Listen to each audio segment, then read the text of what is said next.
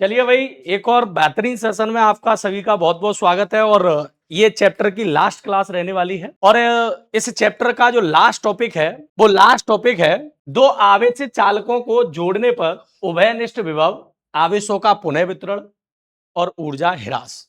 Chapter तो आपको पता ही है, ये चैप्टर नंबर 4। चैप्टर का नाम है वैद्युत धारिता। इस पूरे के पूरे चैप्टर में कहीं ना कहीं हमने वैद्युत धारिता के बारे में ही समझा है। किसी भी चालक के आवेश धारण करने की क्षमता के बारे में पढ़ा है। कोई भी चालक है तो अपने ऊपर आवेश कितना धारण कर सकता है, कितनी मैक्सिमम उसकी क्षमता होती है, उसकी धारिता को ही आवेश धारण करने की क्षमता को ही वैद्युत धारिता कहते हैं। वैद्युत धारिता का जनरली फॉर्मूला आपने सी बराबर क्या पढ़ा है, Q अपॉन V। ठीक है, Q उस चालक को दिया गया आवेश और V जब किसी चालक को आवेश देते हैं तो उसके विभव में क्या होती है, वृद्धि। क्योंकि कोई भी चालक नॉर्मल तरीके से आवेशित नहीं होता, बाह्य स्रोत से कहीं ना कहीं हमें क्या करना पड़ता है, कार्य करना पड़ता है, तब वो चालक जाके आवेशित होता है। और जब बाह्य स्रोत से किसी चालक को आवेशित करेंगे तो उसके विभव में क्या होगा, वृद्धि होगी। जो विभव है क्या, किसी भी आवेश को एक जगह से दूसरी जगह ले जाने में किया गया कार्य तथा उस आवेश के अनुपात को ही क्या कहते हैं, विभव। तो यहाँ भी तो आवेश एक जगह से दूसरे के पृष्ठ पर लेके आ रहे हैं और उसके लिए क्या कर रहे हैं, कार्य कर रहे हैं। तो भाई इसके विभव में तो वृद्धि होनी ही होनी। ठीक है, तो इस चैप्टर में हमने पूरे के पूरे चैप्टर में, चाहे वो संधारित्र वाला टॉपिक हो, संधारित्र तो एक ऐसी डिवाइस हमने पढ़ी इस चैप्टर में जो अपने भीतर आवेश को छोटी सी जगह में आवेश को अच्छी मात्रा में या पर्याप्त मात्रा में क्या कर सकती है, इकट्ठा कर सकती है। ठीक है, तो इस चैप्टर का ये एक इंपॉर्टेंट टॉपिक है जिसमें 3 टॉपिक जुड़े हुए हैं छोटे छोटे, अगर गौर से देखोगे। ठीक है, देखो फिजिक्स में सीखने की सबसे अच्छी बात यह है कि आप क्वेश्चन को ढंग से समझना सीख जाओ। जो बच्चा क्वेश्चन को ढंग से समझ गया उसका उत्तर बहुत बेहतरीन तरीके से आ सकता है।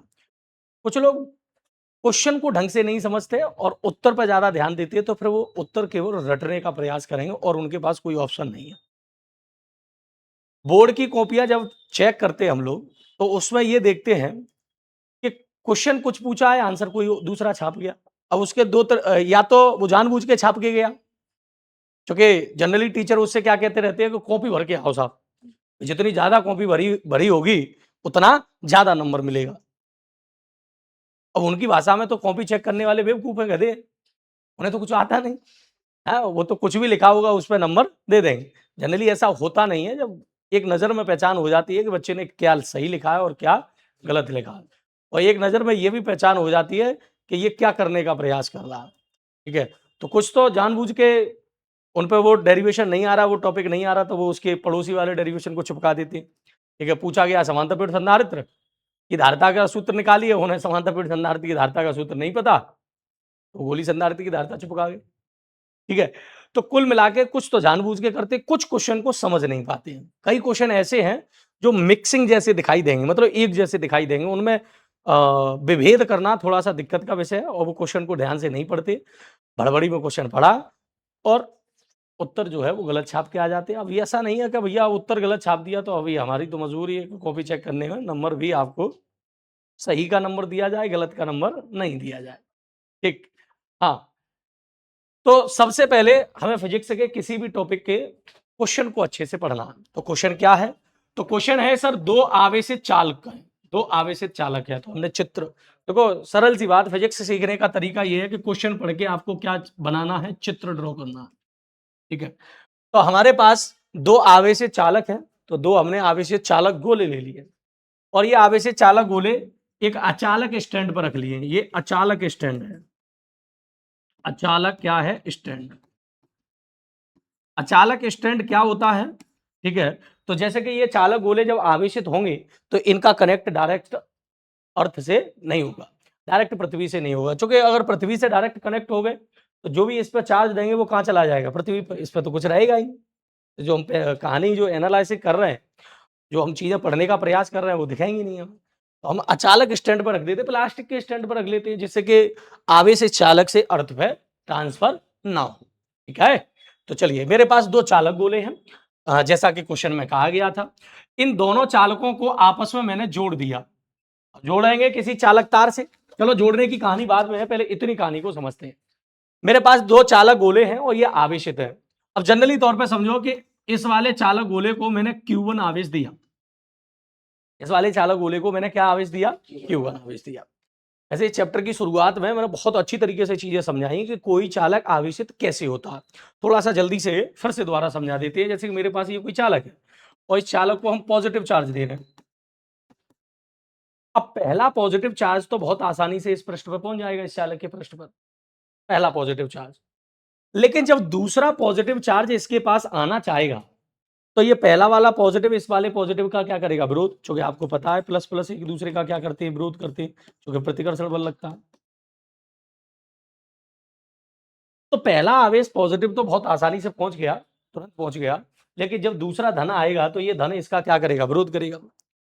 अब फिर भी हमें इस दूसरे वाले धन को इस पृष्ठ पर पहुंचाना है, तो सरल सी बात ये है, ये तो जबरदस्ती पहुंचाना पड़ेगा।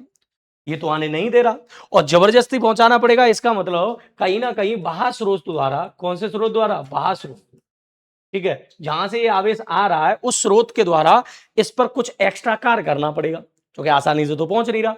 और जो एक्स्ट्रा कार्य करना पड़ेगा वही एक्स्ट्रा कार्य इसके सरफेस पर स्थिति ऊर्जा के रूप में स्टोर हो जाएगा। किसी भी चालक को आवेशित करने के लिए जो भी बाह्य स्रोत के द्वारा जो एक्स्ट्रा वर्क कर रहे हैं, वही वर्क जो है वो इस चालक के पृष्ठ पर स्थिति ऊर्जा के रूप में क्या हो जाएगा, स्टोर हो जाएगा। तो आपने पढ़ा भी है, किसी भी चालक की स्थिति ऊर्जा का फॉर्मूला U बराबर क्या होता है, 1/2 CV²। वैसे इसके 3 फॉर्मूले हमने लिखवाए थे, ये धारिता और विभव के पदों में है और जनरली ये फॉर्मूला ज्यादा इंपोर्टेंट है, ठीक है। चलिए, तो किसी भी चालक को आवेशित करेंगे तो इसके लिए हमें बाह्य स्रोत से क्या करना पड़ेगा, वर्ग। और आपको पता है ये बाह्य स्रोत से किया गया कार्य तथा जो भी हम आवेश इसे दे रहे हैं उस आवेश के अनुपात को, ठीक है, बाह्य स्रोत से किया गया कार्य और आवेश के अनुपात को हम क्या कहते हैं, तो किसी भी चालक को जितना ज्यादा आवेशित करेंगे उतना ज्यादा कार्य करना पड़ेगा। क्योंकि अभी मान लो 2 आवेश पहुंचे, जब तीसरा आवेश आएगा तो ये दोनों मिलकर विरोध करेंगे, और जब दोनों मिलकर विरोध करेंगे तो पहले बाह्य स्रोत को एक आवेश पहुंचाने में बहुत कम कार्य करना पड़ा था। दूसरा आवेश पहुंचा, पहले आवेश में तो ऐसा समझ लो कोई कार्य ही नहीं करना पड़ा, आसानी से पहुंच गए। दूसरे में थोड़ा एक्स्ट्रा काम करना पड़ा, लेकिन जब तीसरा करेंगे तो तीसरे में थोड़ा सा पहले की अपेक्षा और ज्यादा काम करना पड़ेगा। क्यों? क्योंकि इसका सीधा सा कारण ये है, ठीक है, सीधा सा कारण क्या है कि अब 2 आवेश मिलकर इसका क्या कर रहे हैं, विरोध कर रहे हैं, फिर 3 मिलकर विरोध करेंगे। तो इस तरीके से किसी भी चालक को जितना ज्यादा आवेशित करोगे उतना ज्यादा इससे इस पर वर्क करना पड़ेगा, और जितना ज्यादा वर्क करोगे उतनी ही इस पृष्ठ की एनर्जी ज्यादा होगी। तो कोई चालक ज्यादा आवेशित होगा तो उसकी ऊर्जा उतनी ज्यादा होगी, कोई कम आवेशित होगा तो उसकी ऊर्जा उतनी। और जो भी बाह्य स्रोत के द्वारा कार्य कर रहे हैं वो कार्य कहीं ना कहीं विभव के रूप में भी स्टोर हो रहा है। काय के रूप में? विभव के रूप में। तो किसी भी चालक को आवेशित करने के लिए बाह्य स्रोत से जो वर्क किया जा रहा है वो इसके विभव में भी इंक्रीमेंट करता है, वो एनर्जी के रूप में तो स्टोर हो ही रहा है, ठीक है। चलिए, तो किसी भी चालक को जब हम आवेशित करेंगे तो आवेशित करने पर उसका विभव भी बढ़ेगा, ठीक है। तो भाई आपने इस चालक को Q1 आवेश दिया और Q1 आवेश देने के बाद इसका विभव कितना हो गया, V1। और बेटा इस चालक के आवेश धारण करने की क्षमता को तो हम धारिता कहते हैं, तो हम मान के चल रहे हैं कि C1 है। वो कितनी है, C1। इसी तरीके से इस चालक को हमने Q2 आवेश दिया, तो Q2 आवेश देने में कहीं ना कहीं इसके विभव में भी वृद्धि होगी, क्योंकि बाह्य स्रोत से वर्क करेंगे वो विभव को बढ़ाएगा। और इसकी जो धारिता है वो हमने क्या मान ली है, C2। क्या मान ली है, C2। ये काम हम पहले से ही कर चुके हैं, क्योंकि क्वेश्चन ने हमसे ये कहा था कि 2 चालक गोले आवेशित हैं, 2 चालक जो है वो क्या है, आवेशित। तो ये काम हम पहले ही कर चुके हैं। अब हमारा काम इस डेरिवेशन में क्या है, हमारा काम इस डेरिवेशन में ये है कि ये 2 चालक गोले हमारे पास आवेशित पहले से हैं। अब हमें इन्हें किसी चालक तार से जोड़ना है। किससे जोड़ना है, चालक तार से। जैसे ही आप इन्हें किसी चालक तार से जोड़ेंगे, जैसे ही आप किसी चालक तार से जोड़ेंगे तो अब क्या होगा, अब यहां पर क्या होगा, पहले से ये Q1 आवेश से आवेशित है, इसकी वजह से इसका विभव V1 हो गया, धारिता C1 है। ये Q2 आवेश है, इसका विभव V2 है और धारिता कितनी है, C2। लेकिन जैसे ही चालक तार से आप जोड़ेंगे तो क्या होगा, तो एक चीज आप पढ़े हैं कि जो आवेश है, आवेश का प्रवाह, आवेश का प्रवाह, प्रवाह बोले तो फ्लो, कि आवेश एक जगह से दूसरी जगह जाता है, लेकिन कब जाता है। तो आवेश का एक नियम है कि भैया आवेश जो है वो उच्च विभव से कौन से विभव की ओर जाता है, उच्च विभव से कौन से विभव की ओर जाता है, निम्न विभव की ओर, ठीक है। उच्च विभव से कौन से विभव की ओर जाता है, निम्न विभव की ओर जाता है। निम्न विभव की ओर। निम्न उच्च बोले तो हाई वोल्टेज, ठीक है, और निम्न बोले तो लो वोल्टेज। आवेश का जो फ्लो है या आवेश जो जाएगा वो उच्च विभव वाले से निम्न विभव वाले की ओर क्या करेगा, जाएगा। ऐसा क्यों होता है, उच्च विभव से निम्न विभव की ओर क्यों जाएगा? देखो सरल सी बात यह है, ठीक है, अच्छे से फील करने का प्रयास करो। मान लो इसके पृष्ठ पर पॉजिटिव चार्ज है, इसे हमने प्लस Q1 आवेश दिया, समझना मेरी बात को गौर से।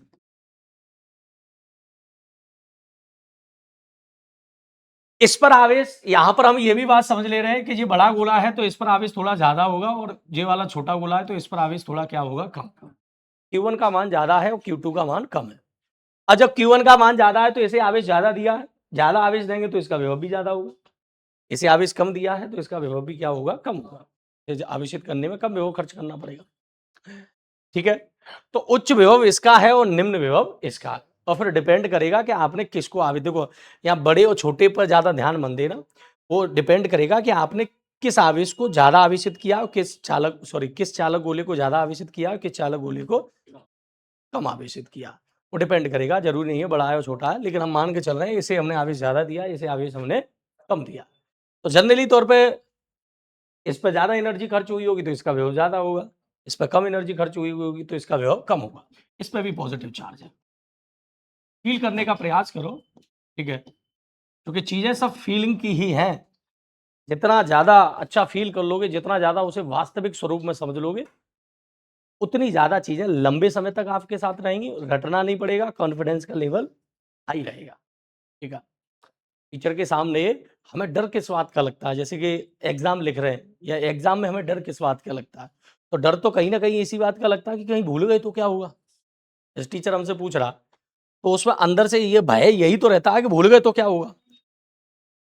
एक तो एक कैंडिडेट होता है कि भूल गए तो क्या होगा, वो इस बात से डर रहा हो, ठीक है, और एक कैंडिडेट ऐसा होता है कि उसे कुछ पता ही नहीं, उसे कोई मतलब ही नहीं। आप कुछ भी पूछो, हाँ वो बड़ा कॉन्फिडेंस दिखेगा, एकदम अलग अलग लेवल, कॉलर खड़ा करके और अलग बैठा होगा। तो मुझसे कुछ भी पूछ लो, मैं कुछ नहीं बताऊंगा, कुछ भी पूछ लो मैं कुछ नहीं। उसका कॉन्फिडेंस जो है, कॉन्फिडेंस वो एक अलग लेवल का रहता है। जो तैयारी करता है डर उसी के मन में देखा जाएगा। तो जो भूलने की बीमारी है, भूलने का जो डर है, वो तभी खत्म हो सकता है जब चीजें आप वास्तविकता से सीखेंगे, करके सीखेंगे तो फिर चीज, और हम यहाँ करके ही सीख रहे हैं। डेरिवेशन अभी तक खत्म हो गए होते ये तीनों के तीनों, हम कुछ करके सिखाने का प्रयास कर रहे हैं कि यहाँ पर एक्चुअल में क्या चीजें हो रही हैं। अब बेटा इस पे भी पॉजिटिव चार्ज है, इस पे भी नेगेटिव चार्ज है। हम ये बात आप समझाना चाह रहे हैं कि आवेश का जो फ्लो है वो high voltage to low voltage कैसे होता है। हाई वोल्टेज का मतलब ये है कि यहाँ एनर्जी का लेवल ज्यादा होगा, ऊर्जा का लेवल क्या होगा, ज्यादा। लो वोल्टेज का मतलब यहाँ एनर्जी का लेवल क्या होगा, कम होगा। अब ऐसे सोच लो, इस पृष्ठ पर धन धन आवेश है और सभी के सभी धन एक दूसरे को क्या कर रहे होंगे, प्रतिकर्षित कर रहे होंगे। सभी एक दूसरे से दूर भगाने का, एक दूसरे को क्या कर रहे होंगे, धक्का लगा रहे होंगे, प्रतिकर्षित कर रहे होंगे। लेकिन एक ही पृष्ठ पे है, जाए तो जाए कहां, प्रतिकर्षण कर रहे हैं लेकिन जगह उतनी है तो उसी में रहना है। ऐसे ही इसके पृष्ठ पे सभी के सभी धन एक दूसरे को प्रतिकर्षित कर रहे होंगे। लेकिन अगर मान लो कि इन्हें एक दूसरी बॉडी मिल जाए, कोई दूसरा चालक मिल जाए, और ये सबके सभी एक दूसरे को प्रतिकर्षित तो कर ही रहे। देखो इसे ऐसे भी समझ सकते हैं, ये प्रतिकर्षण बल एक दूसरे पर लगा रहे हैं, मतलब एक दूसरे से दूर भागने का प्रयास कर रहे हैं। और कोई भी चीज एक दूसरे से दूर भाग रही है, एक दूसरे के पास आ रही है, बिना एनर्जी के ये संभव। तो ऐसे भी आप सोच सकते हैं कि गुरुजी जो हमने चार्ज करने में जो इनमें एनर्जी खर्च की थी, वही एनर्जी तो इन पे स्टोर है, इसी वजह से दूर भागने का प्रयास कर रहे हैं। कहीं ना कहीं उनमें वर्क करने की क्षमता है, कार्य करने की क्षमता, वो इसी की वजह से तो है। बिकॉज कहीं ना कहीं वही चीजें हैं लॉर्ड फेयर की। हमने कहा कि इस पर हमने आवेशित करने में कार्य किया, वो कार्य एनर्जी के रूप में हो जाता। आपसे कोई पूछ ले कहाँ एनर्जी, हमें दिखाओ, तो यही तो एनर्जी दिखेगी। अगर कोई दूसरे वायर से इसे कनेक्ट कर दो दूसरे चालक पर, ये तुरंत आवेशित हो जाएगा, ये पूरा का पूरा धनावेश, पूरा पूरा नहीं, इसमें से कुछ धनावेश यहाँ आ जाएगा। कुछ क्यों कह रहा हूं, क्योंकि भाई जब इस पर धनावेश आता जाएगा तो ये भी तो विरोध करेगा उस आवेश को। लेकिन इसके पास एनर्जी ज्यादा है तो तब तक बेचता रहेगा, जब तक बेचता जाएगा, जब तक इसकी एनर्जी और इसकी एनर्जी आपस में क्या ना हो जाए, बराबर। एनर्जी बोले तो विभव बराबर ना हो जाए। आवेश का फ्लो तब तक होगा जब तक कि दोनों के विभव बराबर, तो high voltage to low voltage flow हो रहा, और जैसे ही दोनों के वोल्टेज बराबर, तो इसके पास भी एनर्जी उतनी है, इसके पास भी एनर्जी, अब बराबर की टक्कर है साहब। तुम जितना धक्का लगा रहे हो हम भी उतना धक्का लगा रहे हैं, तो अब चीजें खत्म हो गई। कोई मेरे दोनों हाथ को पकड़ के वो बराबर बल से एक दूसरे के अपोजिट खींचे, तो मैं कहाँ जाऊंगा, कहीं नहीं जा पाऊंगा, बीच में ही खड़ा रहूंगा, क्योंकि दोनों एक दूसरे के बराबर फोर्स लगा रहे हैं, अपोजिट डायरेक्शन में, कैंसिल आउट हो जाएगा। वही कहानी यहां होती है। देखो हाई वोल्टेज के पास, हाई वोल्टेज होता है तो इनमें एनर्जी ज्यादा होती है, मतलब ये धनावेश एक दूसरे पर प्रतिकर्षण बल ज्यादा लगा रहे हैं। यहां लो वोल्टेज है, आवेश कम है, एनर्जी कम खर्च हुई, एनर्जी कम स्टोर हुई, ठीक है। तो लो वोल्टेज है, लो वोल्टेज है तो ये भी एक दूसरे पर बल लगा रहे हैं, लेकिन जितना बल ये एक दूसरे पर लगा रहे हैं उतना बल ये नहीं लगा।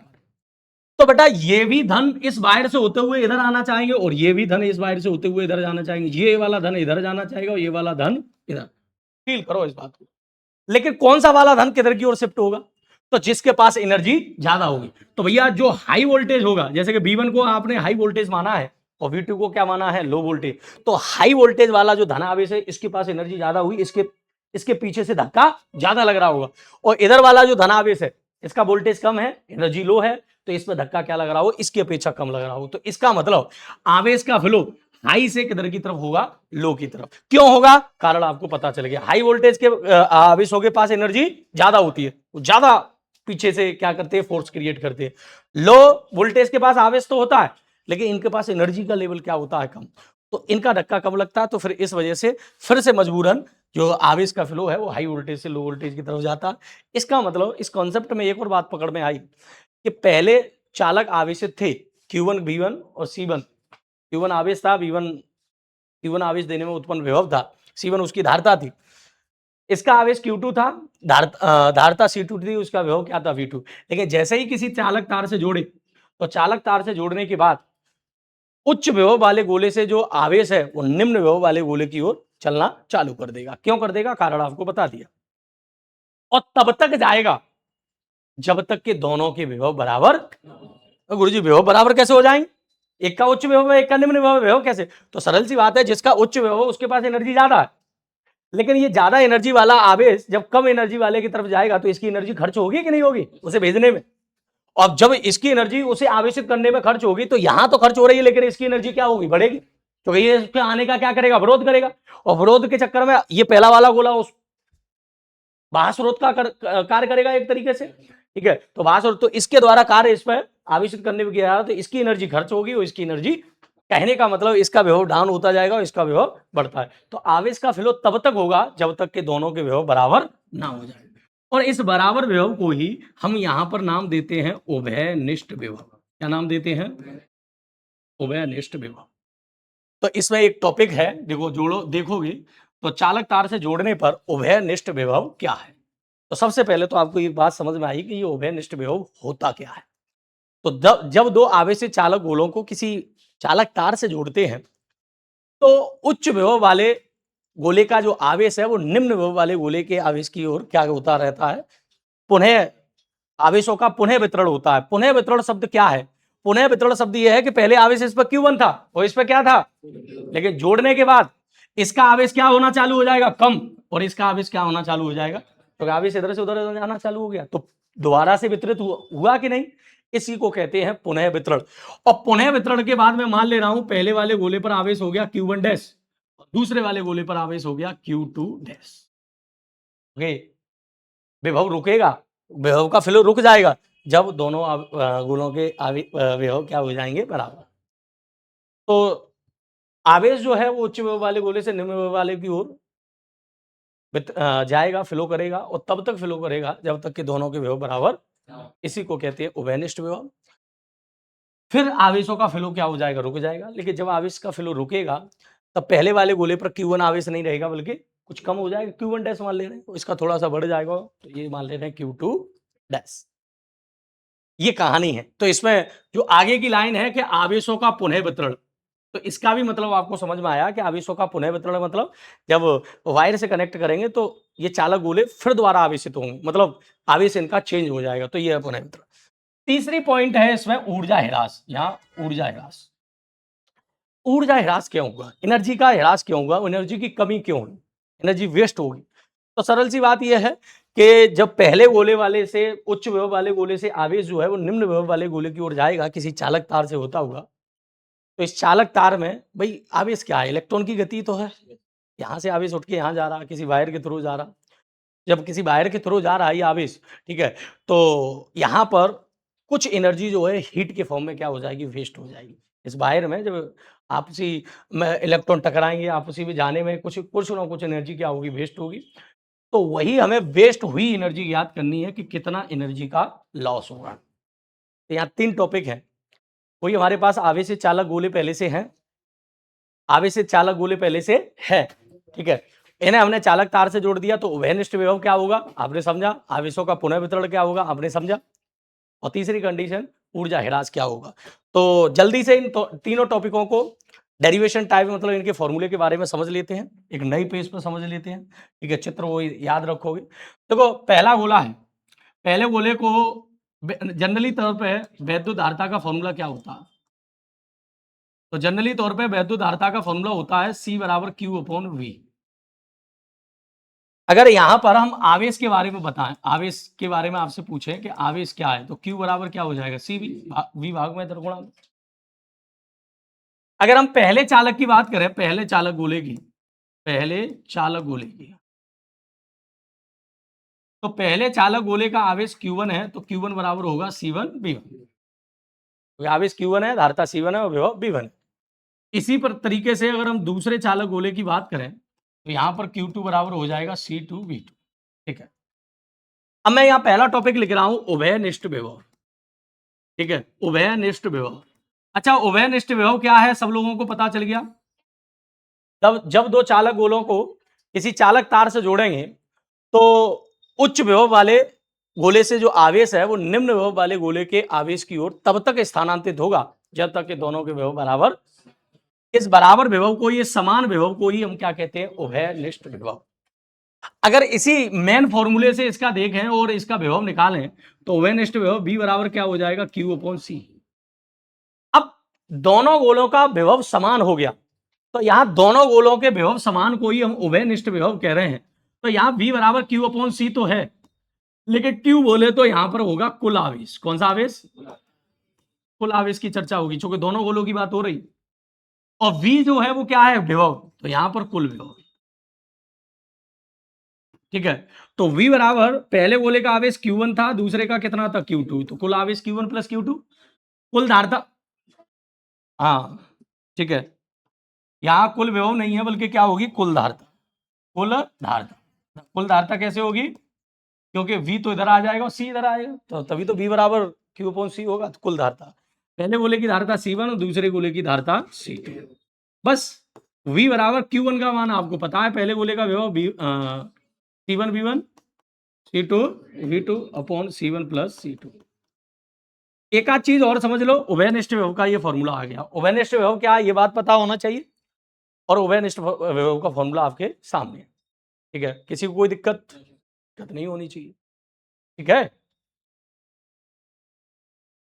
चलिए, उभयनिष्ठ विभव क्या है, आपको ये पता चला कि दो आवेशित चालक गोलों को किसी तार से जोड़ेंगे तो आवेश उच्च विभव वाले गोले से निम्न विभव वाले गोले की ओर जाएगा, तब तक जाएगा जब तक कि उनके विभव बराबर ना हो जाए। इसी को कहते हैं उभयनिष्ठ विभव।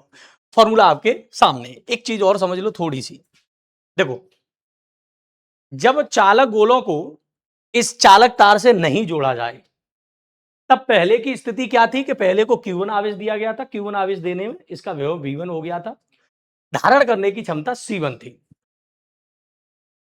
दूसरे वाले गोले को आवेश Q2 दिया गया था, इस वजह से इसका विभव V2 हो गया था, धारण करने की क्षमता कितनी थी, C2। बेटा तार से जोड़ने के बाद क्या क्या चीजें बदलेंगी, तो तार से जोड़ने के बाद आपको दो चीजें तो स्पष्ट दिख रही हैं कि एक तो विभव बदल जाएगा। पहले विभव V1 V2 था, विभव दोनों का क्या हो जाएगा, समान, क्योंकि बराबर हो जाएगा, ठीक है। तब तक आवेश इधर से उधर जाता रहेगा जब तक कि दोनों के विभव बराबर ना हो जाए, तो बराबर हो जाएगा। तो पहली बात तो विभव बदल जाएगा, अब दोनों के विभव V1 V2 नहीं बल्कि विभव तार से जुड़ने के बाद V हो गया, पहली कंडीशन। दूसरी कंडीशन, सर आवेश बदल जाएगा, अब Q1 नहीं रहा बल्कि थोड़ा कम हो गया, Q2 Q1 डैश, और ये। लेकिन एक चीज आप ध्यान रखना, तार से जुड़ने से पहले और तार से जुड़ने के बाद एक चीज नहीं बदलेगी, वो है क्या, धारिता। धारिता जिन लोगों ने वास्तविक स्वरूप में समझी है उन्हें पता है कि धारिता क्या होती है, किसी भी चालक के आवेश धारण करने की, मतलब ये चालक पर कितना आवेश बन सकता है। अब चाहे वो आवेश कम है, चाहे वो आवेश ज्यादा है, चाहे बिल्कुल नहीं है, लेकिन धारिता जो है किसी चालक की वो फिक्स रहेगी। धारता बोले तो जैसे मान लो कि एक 10 लीटर पानी की बाल्टी है और कोई आपसे ये पूछ रहा है कि साहब इस पानी की सॉरी इस बाल्टी के पानी धारण करने की क्षमता कितनी है? कितना पानी ये अपने अंदर बना सकती है, ठीक है, ग्रहण कर सकती है? तो उसका आंसर होगा 10 लीटर। लेकिन चाहे वो बाल्टी खाली है और फिर भी आपसे कोई पूछ रहा है, हाँ बताओ भाई साहब इसकी धारता कितनी है, तो भी 10 लीटर। चाहे 1 लीटर पानी डाला तो भी उसकी धारता कितनी है? क्योंकि धारता का मतलब है इसमें टोटल कितना पानी बन सकता, मैक्सिमम कितना। इसका मतलब ये नहीं है कि वो खाली है, 1 लीटर है, 2 लीटर है। मान लो 10 लीटर की बाल्टी है, 1 लीटर पानी है, तो धारता का 1 लीटर थोड़ी बताओगे। धारता बोले तो 10 पूरी पूरी क्वांटिटी कितना अपने ऊपर कितनी मात्रा में वो अब इसको ग्रहण कर सकता है, ठीक है। तो धारता तार से जुड़ने के बाद भी वही रहेगी और तार से जुड़ने से पहले भी, उस पर कोई फर्क नहीं पड़ेगा। ये एक इंपॉर्टेंट बात थी, चूंकि इसमें बच्चा फंस सकता है, ठीक है। वेनेस्ट वेव वाला टॉपिक क्लियर। अब यहाँ हम अगली टॉपिक में बात करेंगे, दूसरे नंबर आवेशों का पुनः वितरण। आवेशों का पुनः वितरण, ठीक है, वितरण, आवेशों का पुनः वितरण। अब आवेशों का पुनः वितरण का मतलब पहले आवेश Q1 Q2 थे, तार से जुड़ने के बाद Q1 डैश Q2 डैश हो गए। जनरली फॉर्मूला आवेश का क्या होता है, तो Q बराबर क्या होता है, CV। अब ध्यान देना, तार से जुड़ने के बाद आवेश पुनः वितरित हुए, इधर से उधर गए, तो इधर से उधर होने के बाद पहले वाले चालक गोले का आवेश हो गया Q1 डैश। धारता तार से जुड़ने से पहले C1 थी, तो अब भी कितनी होगी, ये नहीं बदलेगी। हाँ, विभव V1 था, लेकिन तार से जुड़ने के बाद विभव क्या हो गया, वही हो गया। आवेशों के पुनः वितरण का मतलब तार से जुड़ने के बाद की बात हो रही है, ठीक है। तो विभव भी इक्वेशन फर्स्ट। दूसरी बात, दूसरे वाले गोले पर तो आवेश Q2 डैश हो गया, धारता अब भी C2 रहेगी तार से जुड़ने की, लेकिन विभव अब भी उसका क्या हो गया, V। तार से जुड़ने के बाद दोनों की विभव बराबर है, V1 V2 नहीं रहेगी। Equation second. देखो जनरली तौर पे इस टॉपिक का मतलब ये है कि तार से जुड़ने के बाद दोनों चालकों के आवेशों के बारे में आप क्या कहेंगे, कि दोनों चालकों के आवेश जो है वो कितने हो गए। पहले तो हमें Q1 Q2 पता था, लेकिन अब कितने हो गए, ये हम जानना चाह रहे हैं। बस इतनी सी बात है। दोनों का आपस में भाग लगाओगे तो Q1 dash upon Q2 dash बराबर C1V अपॉन C2V। यहां V से V क्या हो गया, कैंसल, तो Q1 dash upon Q2 dash बराबर में C1 अपॉन C2। यहां इस फॉर्मूले से एक बात आपको समझ में आई, फॉर्मूले को देखकर आपको एक बात समझ में आई कि जब दो चालक तारों को आप किसी जब दो चालक गोलों को किसी तार से जोड़ते हैं, तो चार तार से जोड़ने के बाद जो आवेशों का पुनः वितरण होता है, उस आवेशों के पुनः वितरण में आवेश का जो मान है, तो दोबारा से जो आवेश इधर से इधर हुए हैं और दोबारा से आवेश इधर से उधर होने के बाद पहले वाले गोले पर आवेश Q1 डैश और दूसरे वाले गोले पर आवेश Q2 डैश हो गया। उन दोनों आवेशों का मान दोनों चालकों की धारिता पर क्या करता है, डिपेंड करता है। मतलब अभी भी उस चालक का आवेश ज्यादा होगा जिसकी धारिता ज्यादा होगी, और उस चालक का आवेश कम होगा जिसकी धारिता कम होगी, ठीक है। मतलब अभी भी इस बात पर डिपेंड करेगा कि किसी तार से जोड़ने के बाद अभी भी उस चालक का आवेश ज्यादा होगा जिसकी धारिता ज्यादा होगी, उस चालक का आवेश कम होगा उसकी धारिता कम होगी। तो आवेशों के पुनः वितरण के बाद आवेश का वैल्यू क्या है या किस चीज पर डिपेंड करेगा, ये यहाँ से आपको बिल्कुल स्पष्ट तौर पर दिखाई दे रहा। यहाँ एक बात और समझ सकते हो, मान लो दोनों चालक गोलों की धारिताएं जो है वो आपस में क्या है, बराबर। दोनों चालक गोलों की धारिताएं आपस में बराबर, C1 C2 का मान आपस में बराबर है C के। इसका मतलब क्या होता है कि दोनों चालक गोले हैं, उनकी धारिताएं आपस में बराबर हैं, तो 100% दोनों चालक गोले समान आकार के होंगे, क्योंकि धारिता डिपेंड करती है उनके पृष्ठ आकार पर। आकार कम है तो आवेश कम बनेगा, पृष्ठ का एरिया कम होगा, आवेश कम बनेगा, धारिता कम होगी, ठीक है। आकार ज्यादा बड़ा है, पृष्ठ का एरिया ज्यादा बड़ा होगा, तो धारिता उतनी ही क्या होगी, ज्यादा होगी। तो कुल मिला के बात समझ में आई कि अगर धारिता दोनों की आपस में बराबर है, तो कहीं ना कहीं दोनों के आकार आपस में क्या होंगे, बराबर होंगे। तो फिर इस फॉर्मूले को देखते हैं, Q1 dash upon Q2 dash बराबर, ठीक है, C1 अपॉन C2 है और दोनों की वैल्यू C। तो यहां से कटने के बाद आपको ये बात समझ में आई, Q1 डैश अपॉन बराबर में Q2 डैश। कहने का मतलब अगर दोनों चालक गोले समान आकार के हैं, समान धारिता के हैं, तो बेटा आवेश तब तक एक दूसरे पर इधर से उधर स्थानांतरित होगा जब तक कि दोनों के आवेश बराबर ना हो जाए, ठीक है। तो बच्चों के मन में ये प्रश्न चलता था कि अब आपने ये कहा कि दो चालक गोले पहले Q1 Q2 आवेश से आवेशित हैं, और आवेश उच्च विभव से निम्न विभव की ओर तब तक जाएगा जब तक कि दोनों के विभव बराबर ना हो जाए। तो प्रश्न ये भी है कि सर आवेश बराबर होने चाहिए, ठीक है, तो आवेश बराबर हो सकते हैं अगर दोनों चालक गोले एक ही आकार के हों, तो फिर बेटा विभव भी बराबर होगा और विभव के साथ साथ आवेश का मान भी क्या हो जाएगा, बराबर हो जाएगा। ठीक है, तो यहां से आवेशों के पुनः पत्र में आपको ये बात क्लियर हुई। अब अगले टॉपिक की बात करते हैं, जो तीसरे नंबर का टॉपिक है और वो है ऊर्जा ह्रास। ऊर्जा ह्रास, ठीक है, एनर्जी लॉस। यहां पर एनर्जी लॉस की बात हो रही, ठीक है, एनर्जी लॉस। अभी आपको बताने का प्रयास किया कि एनर्जी का लॉस होगा कहां, वास्तविक स्वरूप में आप समझोगे तो एनर्जी का लॉस कहां हो रहा है, तो वो समझिए। तो आपको पता है जैसे कि उच्च विभव वाले से जो आवेश है वो निम्न विभव वाले गोले के पर ये आवेश स्थानांतरित होगा, तो ये आवेश इस चालक तार के थ्रू जाएगा। तो इस जब आवेश इस चालक तार के थ्रू जाएगा तो इसमें से कुछ एनर्जी जो है वो हीट के रूप में वेस्ट हो जाएगी, ठीक है, हीट के रूप में क्या हो जाएगी, वेस्ट हो जाएगी। किसी तार से होता हुआ जब ये आवेश जाएगा तो आपस में टकराएगा, उस टक्कर में कुछ हीट जनरेट होगी, तो कुछ एनर्जी का क्या हो जाएगा, लॉस हो जाएगा। तो वास्तविक स्वरूप ये है कि आवेश जब एक जगह से दूसरी जगह स्थानांतरित होगा तो कहीं ना कहीं एनर्जी का लॉस तो होना ही है। वही आपसे पूछना चाह रहा है कि एनर्जी का लॉस कितना हुआ। देखो, इस बात को साधारण रूप से समझ लो कि एनर्जी का लॉस आप कैसे निकालोगे। देखो, मान लो मेरे पास 100 रुपए थे और अब मेरे पास 80 रुपए रह गए, तो 100% यहां लॉस हुआ है। लेकिन कितने रुपए का लॉस हुआ है, तो तुरंत आंसर आपका होगा सर 20 रुपए का लॉस हुआ है। ये 20 रुपए का लॉस आपने कैसे निकाला, 100 में से ये 80 माइनस करके तब आपका 20 रुपीज का ये लॉस निकल के आया। कहने का मतलब लॉस तभी होगा जब पहले हमारे पास अमाउंट ज्यादा होगा और बाद में अमाउंट क्या हो जाएगा, कम हो जाएगा। यहां एनर्जी का लॉस हो रहा, क्योंकि एनर्जी का लॉस हमें दिख रहा है। जब आवेश इधर से उधर जाएगा चालक तार के थ्रू, तो यहाँ कुछ एनर्जी जो है वो वेस्ट होगी।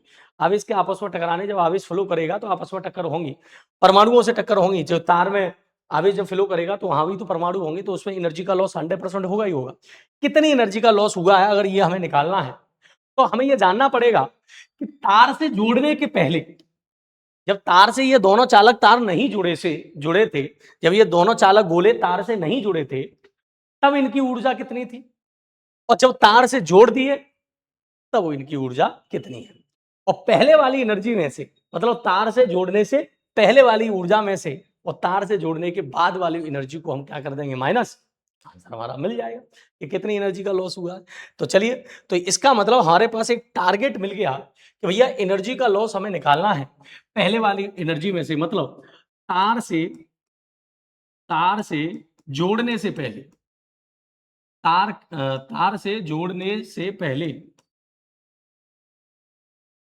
की कुल स्थितिज ऊर्जा, कुल स्थितिज ऊर्जा, तार से जोड़ने से पहले की कुल स्थितिज ऊर्जा। तो बेटा ये बताओ, तार से जोड़ने से पहले की कुल स्थिति ऊर्जा हमने मान ली ये होगा। अब दो गोले हैं, ठीक है, जनरली तौर पे स्थिति ऊर्जा का फॉर्मूला U बराबर होता है 1/2 CV², आपको बताया था। जनरली तौर पर स्थिति ऊर्जा का फॉर्मूला होता है 1/2 CV²। तो बेटा दो गोले हैं, तो पहले वाले गोले की स्थिति ऊर्जा 1/2 C1 V1 का, तार से जोड़ने से पहले की बात, तार था C1 थी, V1 था। दूसरे गोले का तो 1/2 C2 V2 का, तो तार से जोड़ने से पहले दोनों गोलों की कुल ऊर्जा इतनी होगी। ठीक, अब यहां लिखेंगे तार से जोड़ने, तार से जोड़ने के बाद की कुल ऊर्जा, कुल वैद्युत स्थिति ऊर्जा, वैद्युत स्थिति ऊर्जा, ठीक है, वैद्युत स्थिति ऊर्जा। ओके, ठीक है, चलिए, तो तार से जोड़ने के बाद की कुल वैद्युत स्थिति ऊर्जा क्या होगी, तो U2 बराबर, तार से जोड़ने के बाद क्या हुआ था, तो तार से जोड़ने के बाद अगर गौर से आपने देखा हो तो धारिता पे तो कोई बदलाव नहीं हुआ। धारिता तो पहले C1 थी, अब भी C1 है। हाँ, बदलाव हुआ विभव पर, अब विभव V1 नहीं रहा, बल्कि दोनों गोलों का विभव बराबर हो जाएगा, जैसे हम उभयनिष्ठ विभव कहते हैं। तार से जोड़ने के बाद की कहानी है, ठीक है। प्लस दूसरे वाले गोले का देखोगे तो धारिता तो इसकी भी C2 है, लेकिन इसका भी विभव क्या हो गया, V1। बस कहानी खत्म भाई, आपकी कहानी खत्म। और यहां पर हमें निकालना है ऊर्जा ह्रास, हमें निकालना है ऊर्जा ह्रास। एनर्जी का लॉस, तो हम कह रहे हैं डेल्टा यू बराबर पहले वाली एनर्जी में से बाद वाली एनर्जी घटा दो। भाई अब बताओ इस डेरिवेशन, ये डेरिवेशन बच्चों को सबसे कठिन लगता है। कठिन इस वजह से लगता है क्योंकि ये डेरिवेशन हो जाता है लंबा, कैलकुलेशन इसकी थोड़ी सी लंबी हो जाती है। लेकिन अगर कैलकुलेशन का हिस्सा निकाल दिया जाए तो इसमें समझने योग्य क्या बात है। एनर्जी का लॉस क्यों हुआ? तार से जोड़ने से पहले उनकी इंडिविजुअल एनर्जी थी, चार्ज करने पर जो भी एनर्जी खर्च हुई होगी बाहर सोर्स की, वो इसमें एनर्जी के रूप में स्टोर होगी। तो पहले की कितनी एनर्जी, तार से जोड़ने के बाद एनर्जी फिर से रीस्टोर हुई, इधर से उधर हुई, ठीक है। तो इसमें से कुछ एनर्जी का भाग जो है वो हीट के रूप में बेकार हो गया, ऊष्मा के रूप में बेकार हो गया होगा, ठीक है। तो वो कितना बेकार हुआ, कितना लॉस हुआ, तो बाद वाली एनर्जी पहले वाली एनर्जी में से बाद वाली एनर्जी घटा दो। मतलब तार से जोड़ने से पहले की ऊर्जा क्या थी दोनों गोलों की, और तार से जोड़ने के बाद की दोनों गोले। बस ये मूल कॉन्सेप्ट है। अब बाकी की कैलकुलेशन है, मैथ का उपयोग है, वही एलसीएम स्क्वायर, ठीक है। बस इतनी कैलकुलेशन करके चाहिए। फिजिक्स का यहां तक यूज था कि हम कैसे निकालें। अब रखिए इसमें डेल्टा यू बराबर, ठीक है, इसकी वैल्यू u1 की 1/2 c1 v1 का वर्ग 1/2 c2 v2 का वर्ग, ठीक है, माइनस, ठीक है, यहाँ पर 1/2 c1 v1 सॉरी v का स्क्वायर और 1/2 c2 v का स्क्वायर, ठीक है। ये एनर्जी को मैंने आपस में क्या कर दिया, घटा दिया। 1/2 1/2 1/2 1/2 सब में से क्या है कॉमन, तो यहाँ से बचेगा c1 v1 का वर्ग c2 v2 का वर्ग। अगर इतने इतने पार्ट में से देखो तो 1/2 तो पूरे में से कॉमन है, लेकिन इतने पार्ट में से v स्क्वायर कॉमन है, तो अंदर बचेगा c1 प्लस c2, ठीक, ये रहा c1 प्लस c2। ओके, यहाँ पर थोड़ा सा इस पार्ट को छोटा कर लेते हैं और चीजें और बेहतरीन तरीके से समझाते हैं। तो यहाँ पर देखोगे तो डेल्टा यू बराबर 1/2 c1 v1 का वर्ग c2 v2 का वर्ग और माइनस v क्या है, तो दोनों गोलों का समान विभव बोले तो उभयनिष्ठ विभव। और उभयनिष्ठ विभव का अभी मैंने फॉर्मूला कराया है आपको, क्या कराया है, तो सब कराया है c1 v1 plus c2 v2 और अपॉन c1 प्लस c2। लेकिन ये उभयनिष्ठ विभव का फॉर्मूला तो ये है, लेकिन इस पे स्क्वायर है, तो यहाँ क्या लगा दोगे, स्क्वायर लगा दो, मल्टीपल। यहाँ पर क्या है c1 प्लस c2, ठीक है, जैसे का तैसा। अगर चाहो तो एक चीज देख लू, c1 प्लस c2 से एक घात कैंसिल हो जाएगी, दो घात है, एक घात, एक बचेगा। यहाँ वन मान के क्या ले लो, एलसीएम, ठीक है, वन मान के एलसीएम। अब इस वाली कैलकुलेशन को हम थोड़ा सा इधर कर देंगे, वन मान के एलसीएम ले लो, ठीक है। तो इस कैलकुलेशन को इधर कर देगा तो 1/2 तो जैसे का तैसा c1 b1 का वर्ग, ठीक है, और प्लस c2 v2 का वर्ग। भाई आप इसके नीचे वन मान के एलसीएम लेंगे तो एलसीएम में c1 प्लस c2 का मल्टीपल इधर होगा, c1 और प्लस c2 का मल्टीपल इधर होगा, ठीक है। एक घात से एक घात कट गई तो एक ही घात बची है c1 प्लस c2, मल्टीपल इधर होगा। और इधर के इधर वन है तो वन का मल्टीपल इधर होगा, तो माइनस के वो तो जैसे का तैसा रहेगा c1 b1 और प्लस c2 b2 का स्क्वायर, ठीक है, वो तो कट ही गया। और अगर यहाँ बट्टे में देखेंगे तो बट्टे में आएगा c1 प्लस c2। अरे जनरली तौर पर मैंने कुछ नहीं किया, यहाँ एलसीएम ले लिया, c1 प्लस c2 एलसीएम आएगा, इसका मल्टीपल इधर होगा, एक का मल्टीपल इधर होगा। जनरली जो एलसीएम का नियम है वो मैंने आपको बता दिया। डेल्टा यू बराबर 1/2, केवल कैलकुलेशन करनी है और कुछ नहीं करना, ठीक है। इसको अब थोड़ा सा आप बड़ा करके समझिए। c1 का मल्टीपल पहले इस वाले फंक्शन में करेंगे तो c1 स्क्वायर और b1 स्क्वायर, ठीक। c1 का मल्टीपल इसमें करेंगे तो ये आएगा c1 और c2 v2, ठीक है, v2 का स्क्वायर ऐसा v2 स्क्वायर। c2 का मल्टीपल इसमें करेंगे तो यहाँ आ जाएगा c1 और c2 और b1 स्क्वायर। c2 का मल्टीपल इसमें करेंगे तो c2 का स्क्वायर और v2 का, मल्टीपल किया c1 का पहले दोनों मल्टीपल, दोनों फंक्शन में मल्टीपल किया, फिर c2 का दोनों में मल्टीपल कर लिया। साधारण सा नियम है मैथ का, मैंने कोई नई बात नहीं बताई। अब यहाँ पर आप देखोगे तो c1 v1 plus c2 v2 का होल स्क्वायर, तो मैं इसे यहाँ पर नीचे डायरेक्ट खोल दे रहा हूँ, A square plus B square plus के 2ab, लेकिन माइनस चिन्ह बाहर है, माइनस का डायरेक्ट मल्टीपल कर देंगे तो सभी पदों में माइनस लग जाएगा। c1 का वर्ग b1 का वर्ग c2 का वर्ग v2 का वर्ग, ए स्क्वायर प्लस बी स्क्वायर, लेकिन माइनस आ रहा है, मल्टीपल कर रहे हैं तो दोनों माइनस के, ठीक है, प्लस 2ab होता है तो 2 एक ही जगह c1, चलो इकट्ठा लिख देना c1 c2 और b1 b2, ठीक है। इसमें भी मैंने कोई बड़ी बात नहीं लिखी और अपॉन में c1 प्लस c2। अगर ये देखोगे ये माइनस का और ये प्लस का, ये माइनस का और ये प्लस का, हट गया। डेल्टा यू बराबर 1/2 इसमें से C1 C2 और C1 C2 पूरे में से C1 C2 कॉमन, अपॉन में क्या बचेगा C1 प्लस C2। अब बचना क्या है देखो, यहां से बचना है V2 का स्क्वायर, यहां से बचना है V1 का स्क्वायर, और यहां से बचना है 2V1 V2, क्योंकि C1 C2 तो कॉमन ही आ गया। ठीक है, तो यहां पर डेल्टा U बराबर देखोगे 1/2 C1 C2 upon C1 plus C2, यहाँ ए स्क्वायर प्लस बी स्क्वायर और माइनस के 2 भी, तो ये फॉर्मूला आप देखोगे तो ये हो जाएगा, ठीक है, a माइनस बी का होल स्क्वायर, तो V2 माइनस V1 का होल स्क्वायर, ठीक है, V2 माइनस V1 का होल स्क्वायर। यही है एनर्जी का लॉस। वास्तविक स्वरूप में एनर्जी का लॉस क्यों हो रहा है, कैसे हो रहा है, ये आपको समझा दिया। इस फॉर्मूले में फॉर्मूला एनर्जी लॉस का क्या होगा, जब दो आवेशित चालक गोलों को आप किसी वायर से जोड़ेंगे, कुछ एनर्जी का जो लॉस होगा वो क्या होगा, तो एनर्जी का लॉस होगा 1/2 C1 C2 upon C1 plus C2 और V2 माइनस V1 का होल स्क्वायर। तो आपने यहां पर देखा कि इस चैप्टर का ये लास्ट टॉपिक था, और इस लास्ट टॉपिक को आपने बहुत बेहतरीन, बहुत तरीके से समझने का प्रयास किया, वास्तव में आपको सिखाने का प्रयास किया, ठीक है, कि एनर्जी लॉस क्यों हो रहा है, कैसे हुआ, उभयनिष्ठ विभव क्या है, आवेशों का पुनर्वितरण क्या है। ठीक है, ये टॉपिक बच्चों को कम समझ में आते हैं, क्योंकि कहीं ना कहीं वो बच्चा रटने का प्रयास करता है। मुझे उम्मीद है कि मैंने रटने से भी काफी ऊपर इन तीनों टॉपिकों को समझाने का कार्य किया, बहुत कम समय में समझाने का कार्य किया। हमारे यूट्यूब पर लगातार क्लासेस चल रही हैं, यूट्यूब पर बिल्कुल फ्री कोर्स लॉन्च किया हमने।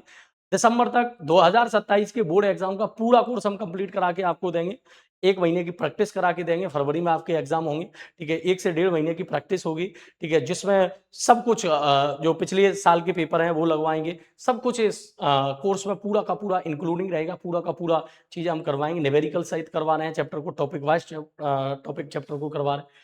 ऑनलाइन में भी ऑफलाइन जैसी फीलिंग आपको दिलवाएंगे यहाँ पर, ठीक है, ऐसा फील होगा कि हम वास्तव में सर के सामने बैठ के और अच्छी तरीके से क्लासों को अटेंड कर रहे हैं, समझ रहे हैं, चीज़ों को कर रहे हैं। तो हमारे साथ जुड़े रहिए, हमारे सेशनों से जुड़े रहिएगा, चैनल से जुड़ जाइए, और जितने भी स्टूडेंट हैं जिन्हें वास्तविक ज़रूरत है, ठीक है, फिजिक्स को फील करने की, तो उन सभी स्टूडेंटों को अपने साथ जोड़िएगा, सेशन को शेयर करिए ज़्यादा से ज़्यादा बच्चों के पास, ठीक है, चूँकि हमारा कोई पेड कोर्स नहीं है, बिल्कुल फ्री चीज़ें हैं, और यूट्यूब पर जो पेड कोर्स में चीज़ें मिल रही हैं आपको, अलग-अलग प्लेटफ़ॉर्म पे जो पेड कोर्स में चीज़ें मिल रही हैं, उससे काफ़ी बेहतर आपको चीज़ें यहाँ पर मिलेंगी। ठीक है? चलिए इसी के साथ ये सेशन यहीं ख़त्म करते हैं, आगे आपसे मुलाकात होती है अगले सेशन में। ठीक है? Okay, thank you.